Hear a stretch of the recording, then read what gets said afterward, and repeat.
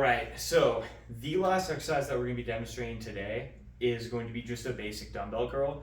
So this is something that everyone incorporates into their programs. Everyone knows what it is. Very few people actually do it correctly to milk the most out of the movement. So the first thing that you'll see a lot of people doing is on the curl, they'll jerk it up or they'll raise it high enough that their front delt takes over.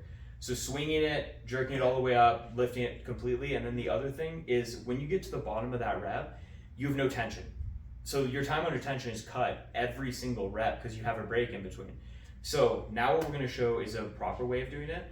So during the entire motion, you want to have time under tension. You want to have actual tension on that muscle. So putting it out in front of you at the bottom instead of releasing it all the way. So if you look, the bottom of his reps, they do not release tension.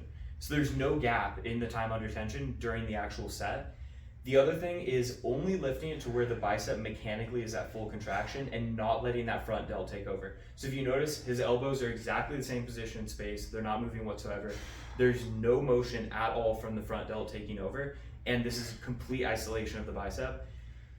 I see a lot of people doing this more in like an ego lifting context. They're either trying to move too much weight, they don't have someone to show them how to do it properly, they have no mind-muscle connection. So all they're doing is they're replicating a motion they've seen rather than actually focusing on the feeling of it. So you should feel almost no tension on your shoulder and an intense burning in the bicep. The other thing is the smallest amount of weight possible to accomplish the goal is what you're gonna want. So regardless of your rep scheme, the smallest weight that you can get away with and making it the most mechanically difficult is what you're going to want to do rather than just moving a weight that you think looks cool. Yeah, and I just